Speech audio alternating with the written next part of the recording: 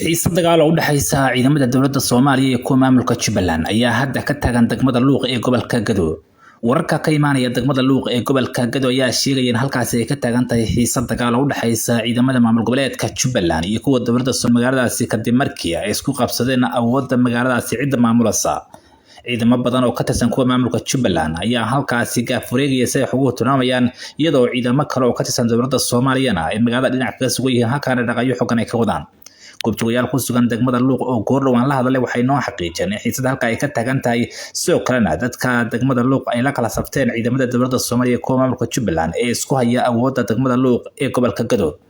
xiisad dagaal oo u dhaxaysa ciidamada dawladda Soomaaliya kuwa maamulka Jubbaland ayaa waxay ka taagan tahay degmooyin iyo deegaano badan oo ka tirsan gobolkaasi Gado kadib markii dawladda Soomaaliya kuwa maamulka Jubbaland xiisad xogan ay soo kala dhaxashay degmada Madaxaawe iyo deegaano hoostaga sidoo kale waxaa ka taagan dhaqaaq xogan iyo waliba xiisad dagaal oo u dhaxaysa ciidamada dawladda Soomaaliya kuwa maamulka Jubbaland iyadoo dawladda Soomaaliyana ay doonayso in maalmahan ugu soo aadan maamul cusub oo ka madax banaan maamulka Kismaayo fadhigiisu uu yahay madaxweynaha maamulkaasi Axmed oo hogaamiyo ay ka samayso degmada ee gobolka Gado iyadoo dawladda Soomaaliya ay sheegtay in maamul cusub Jubbaland deegaanadaasi ay ka dhisi doonto.